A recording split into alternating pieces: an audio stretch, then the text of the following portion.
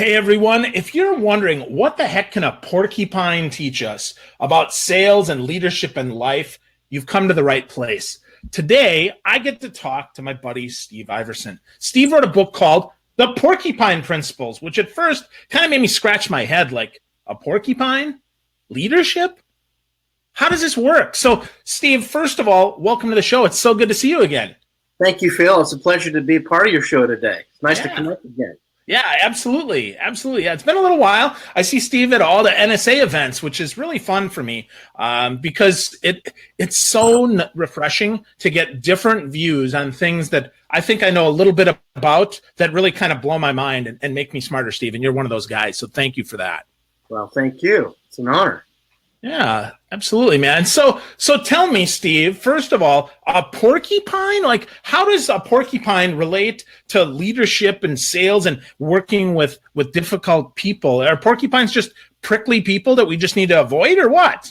Well, that's kind of how I started to look at it. When I was doing some programs for some leadership development training sessions, I started telling a little story about what would you do if you ran into a porcupine on a trail?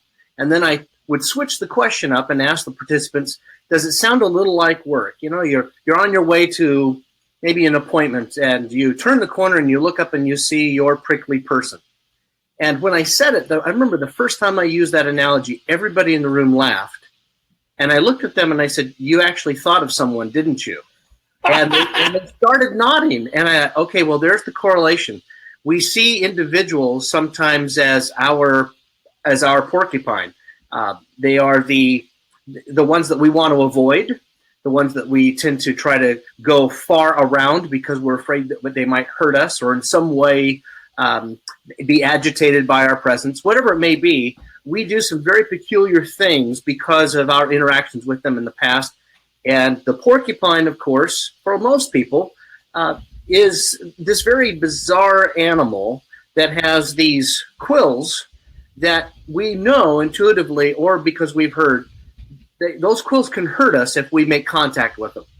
And so we'll do everything we can to avoid them. That was why I thought maybe this is a good connection. And most people say, yep, I know exactly what you mean. And when I see their name come up on my caller ID, I always let it go to voicemail. If I see their name on the email, I always leave it so I can check it later when I'm in a better mood.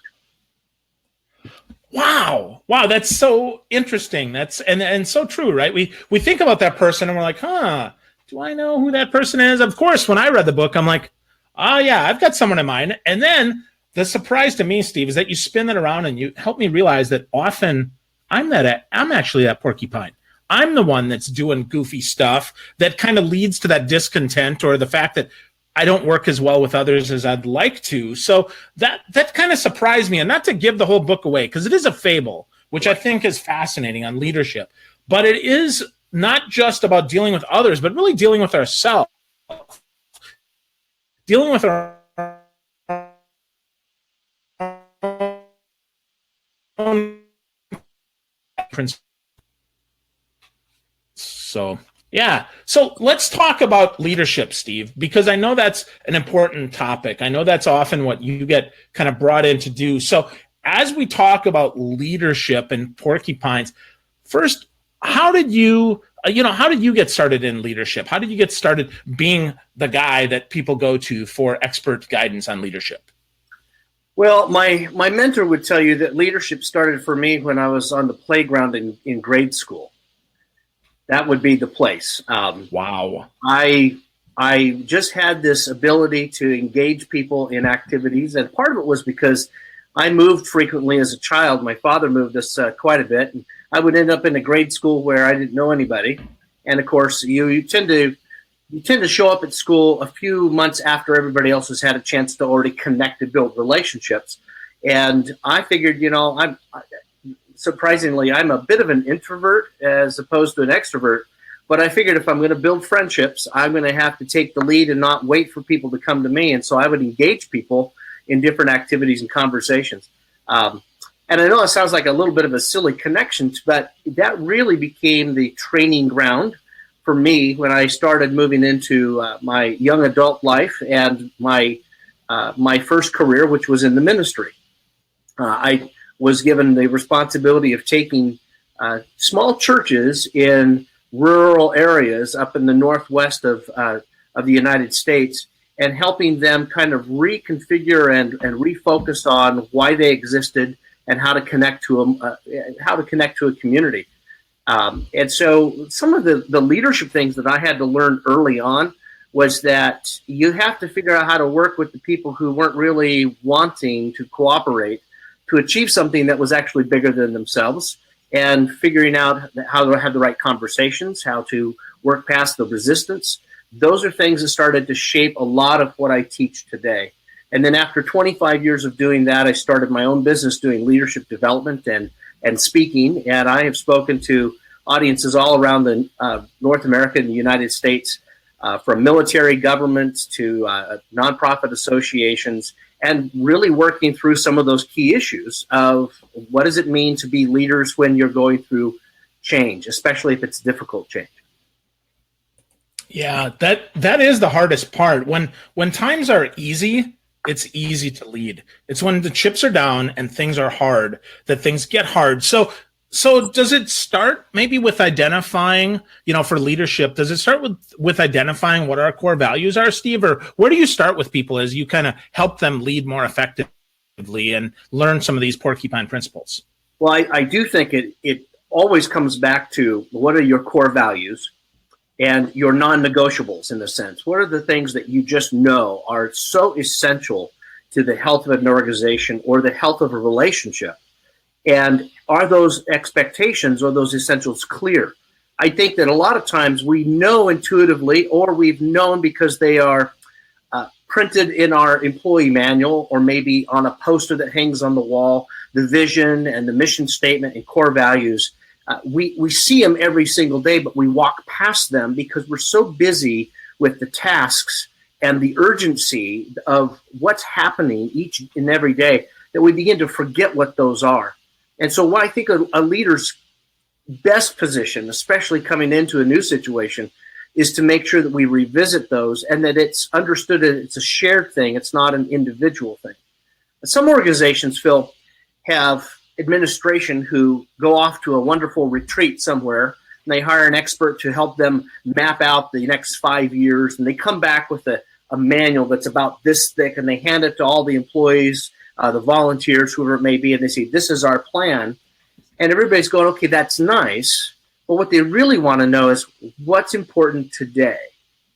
And how does that tie into our why as an organization? Why do we do what we do, and why is that important? And so core values becomes a big piece of the puzzle. Then it goes to shifting to the understanding of what's our vision. And has the vision maybe changed a little bit? Some of the situations I've been in, a vision was fresh and exciting 30 years before, but those who were part of that, they've now aged and gotten comfortable with the existing conditions, and newer people in the organization have no connection to that vision from the past. It needs to be re-articulated or maybe reshaped in the current context, but it doesn't necessarily mean that it's a completely new vision. It just needs to be redefined as a better mission. That's interesting, because often we hear that, today's leaders are very different, right? Everything has changed, but I think you're right. I think what really needs to be changed is maybe the allegory that we use, moving from back an elephant or a woolly mammoth, which are extinct, maybe, to now a porcupine, which, makes more sense and maybe is even a little bit more familiar to people that are and less tired to people who are looking for new leadership insights, when really all they need is a rearticulation of values. Are you finding that's the case? I am finding that's the case, especially when we talk about the Porcupine Principles and porcupines themselves. It's such a unique switch it's like a comedy routine. The great comedians have so many little patterns and structures that they tell their jokes on, and the best jokes always have that pattern that they're following, and then that switch to something that's very unexpected. And it's the unexpected that makes you go, oh, or makes you laugh. And when we're teaching some of the principles that we're talking about, this switch to a porcupine as opposed to how do you eat an elephant, or those other analogies, all of a sudden it's like, well, what is that exactly? And what does it mean to me? And it gets their attention. Yeah, it definitely does. I think that's really important. It definitely got mine when I read the Porcupine Principles. It definitely got my attention and made me think differently. So let's talk about a couple of the principles that are in the book that people need to understand as it relates to people. We're not gonna take you through too much of the metaphor here with the porcupine because I really think it's important folks get the book. But I do think that it's also as important to just understand some of those core principles. So. Okay. As one of the things that kind of made me say, this is interesting, was the whole idea that we need to give people more space to kind of do their own thing to help them do more of what we want them to do. That seems so counterintuitive, Steve. Can you explain how that actually works? Okay. Well, I believe that there are three things that every single person that you and I encounter and ourselves, there's three things that we all really want. One is respect. One is to be valued and to be able to provide value. And then the third one is what I call autonomy, the freedom to have the room to make decisions and to engage and to maybe be creative in how we carry out the work that we've been given or the assignments that we have. And when people feel like they're being micromanaged, and I believe this is true for everyone, when you feel like you're being controlled and you're being watched and every move you make is so scrutinized, you and I will tend to only do what we have to in order to get by. We kind of play it safe. But when you begin to express to me what the expectations are and the outcomes that you're looking for, and then you invite me to come up with some ideas to be a part of a conversation of how we can carry that out, and then you give me the permission to actually try some things so that I have greater ownership, I'm going to be more engaged and I'm going to probably be more accountable to the process because I own this idea. And that's part of the idea that we've tried to convey in the principles, is that it's really important to make sure that your boundaries are well defined, but not so stifling that an individual feels like they have no other option but to simply say, yes, ma'am, yes, sir, and then march to your orders. That's so interesting. Giving people more space actually gives them kind of less space, right? If we set those boundaries, it actually lets them work within them. It's almost like the whole, give someone choices that you're willing to accept, regardless of whether or not they're exactly what you want. As long as they have the right outcome, it's okay to give that. Is that kind of the philosophy there, Steve? Yeah, I think so. What's fascinating to me is that when we give people a little bit more room to make some of their decisions, they will tend to be a little bit more responsible and actually put greater limits on themselves so that they are more successful in the process. Now, there are some people who will take every inch that you'll give them. They might be a porcupine because they love to push the boundaries or push your buttons. And there are some ways of handling those conversations. But most people will say, hey, you know what? I know I could go this far, but I'm going to stay right here because this is where I feel I'm comfortable and I'm successful. I'll give you an example. A number of years ago, I had a team that I was leading, and they were customer service folks. And they would get phone calls from customers who were not happy. They would call me when they were needing an answer to a solution for a customer. And they called me all the time, and I was fairly new supervisor to this group of people, and I couldn't understand why they kept calling me for direction, for answers. And it dawned on me that the person that I had followed had been one of those micromanaging, controlling people. And every decision that had to be made always had to be approved by him. Even if it was a little tiny fix, it always had to be his thing. I didn't want the phone calls. I didn't want to be bothered constantly by these little things that I knew these people were very capable of achieving. They were really smart individuals. They could solve problems on their own. They just needed the freedom. And so I started to say, here's what my expectations are. If you can solve a customer's problem for $200 or less, don't bother calling me.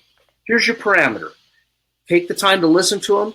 If you have an idea or something you've done in the past that you know will fix that problem, and it doesn't tap out beyond $200, you have the freedom to spend that money and to just make the decision on your own. I trust you. And it took a number of weeks for them to get comfortable with that. And what I found was they would never go up to $200 fix.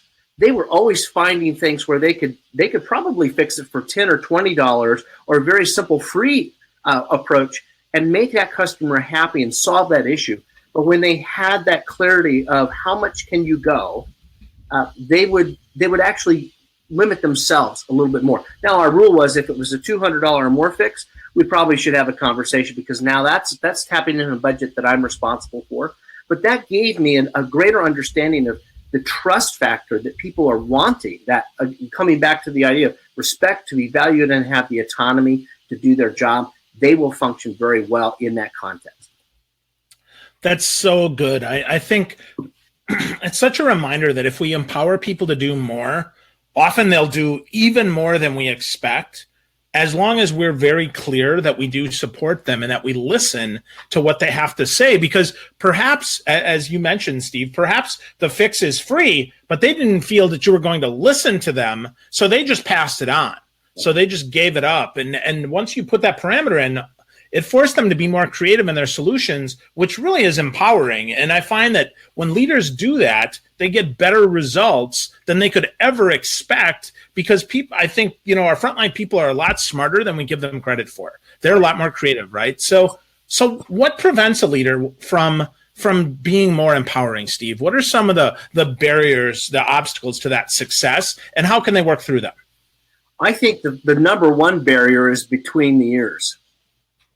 A lot of leaders have come out of a conditioning where their outcomes were so tied to their salaries, their pay rates, whatever it may be, that if there were any mistakes, if they didn't hit those outcomes, then they were going to get hit. And of course, the proverbial, it all rolls downhill. And so they would control others and not allow them the freedom. Those that begin to embrace the idea that these people on my team are actually, well, they are actually the ones that, as you said a moment ago, are pretty smart and really good at what they do. And we need to equip them and empower them to have more freedom to do that.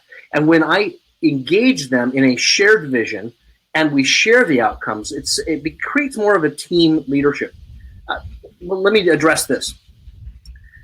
Years ago, we started to see this shift in our training for companies to what we call a workplace culture, a team workplace culture. And we emphasize having a happier workplace culture. I'm totally for that, totally for that. But the only reason that we started to really emphasize that was because companies were looking at these new upstarts that were doing really cool things. They had a fun workplace environment where they had ping pong tables and bicycles and bubblegum machines and all of that. And the whole idea was, if we can create a happy workplace, then we will have greater engagement with our employees. But after a number of years, we started to notice that, when it comes to engagement, you still only have a small percentage of employees who are highly engaged. You always have a low percent, that percentage on the low end of people who are just cranky and hardly wanting to be there. In fact, they're kind of waiting for you to fire them. And then everybody else in between is playing it safe. The emphasis on workplace culture didn't change engagement, but companies that started to focus on leadership culture, giving people more opportunity to be leaders of their own job description, leaders within the context of a team, a small group, leaders within a region. When we started to teach them how to be leaders of their own right, they became more engaged because they had the freedom to own that. And that's where leaders have to make a shift of their thinking to, my job isn't to lead an outcome. My job is to lead people who will produce the outcome. Ooh, I think that's so powerful, Steve. That's such a great reminder to focus on the people that produce the outcome and really develop and lead people instead of just focused on the outcome. I think also that's one of the reasons why employee stock ownership plans still work, because they make you feel like an owner because you are, right? It's not just some false, act like an owner, but no, you really are an owner, which forces you to really think critically about, as an owner of this company, as an owner of this team, of this process, should I really make this decision? And that ownership thing is probably the biggest thing that makes employees happy, because now they feel like they easily connect what they do to what matters, which means that the goal, right, that is to drive that through the company with the values. Right. Yeah, absolutely. Cool. Cool. So, Steve, are there any, the principles are simple, but are there any that you found maybe that are adjacent to those that you're like, these are really close, but they're kind of imposter rules, right? They're imposter principles, ones that if we really look at them are really not all that helpful at all. Some of those old saws that we take as gold that just aren't true. Well, I'll tell you, the very first principle that I write about in this story about the porcupine races in Idaho, which is, by the way, a real event that happens every 4th of July. So you've got to check it out. But to answer your question, I think the first one is what we call the principle of the starting line. And I address one of those imposter rules that we've all embraced, we've all been conditioned by, and I encourage people to rethink it. And here's the one that we have been taught, and the one that we literally practice almost in every aspect of our world. And it's this statement: people earn respect. People earn respect. I believe that that's one of the reasons why we have so much conflict in our workplace, and sometimes conflict even within our own personal lives, because the very nature of that phrase, people earn respect, puts you or me in a position where I'm having to measure up to some expectations of some kind. Expectations I either may know or I might not know, but I have to do something in order to rise to your respect. And then you, in return, will do the same with me. The very fact that we're earning puts us in a competitive role. The principle that we teach in the Porcupine Principles is different. And here it comes. Everyone deserves to be respected. Everyone deserves to be respected. Now, I don't know if you can feel it, because a lot of people who will sit in my classes go, "Boy, I literally had a physical reaction to that phrase. Everyone deserves to be respected." There's no competition in that. And what I like people to understand is it doesn't matter where a person comes from. It doesn't matter what their educational level is. It doesn't matter what their ethnicity is, their political or their religious persuasions. All of those are just conditions of humanity. If they have a heartbeat, they deserve to be respected. And if I, as a leader, start to change the way I'm thinking in regards to respect, and I'm not waiting for you to earn it, but I am offering it in the beginning, we are off to a better start, because there's no sense of the competition or the possibility of disappointing you because I didn't quite hit the mark for you. Now, people will say, "Well, Stephen, if they don't earn respect, what do they earn?"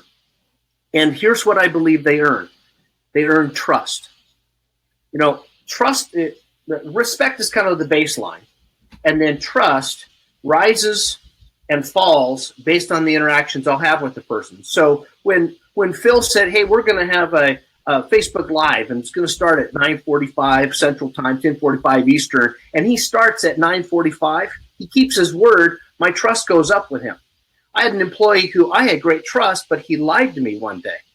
And when I asked him about the lie, he tried to cover it up and made a bunch of excuses, and pretty soon my trust started to drop down. But I'll never allow somebody else's behaviors, trustworthy or not, to begin to dictate to me how I respect them. I may respectfully change my boundaries and how I interact with them, but I'm not going to be disrespectful to the individual. And it helps us to have better conversations, and I believe in the long run, better solutions to the problems.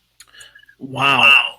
That's really powerful, Steve. I hadn't thought about that. I mean, and I read the book, and you saying that just resonates at home even more for me, in the fact that, that we earn, we deserve the right to be respected is really, really strong, as opposed to we deserve the right to be trusted or liked or anything else. We deserve that right to be respected, I think, is such a good reminder. And as leaders, I would say it's incumbent that leaders not disrespect their people or their position by treating people otherwise, and also not kind of over trusting, right? So meaning let people earn more trust, better boundaries, a bigger, that $200 thing. I bet maybe your senior person, you might have said, well, you get up to 500, right? As people earn more respect. So that really makes sense to me a lot. Right. That's really good.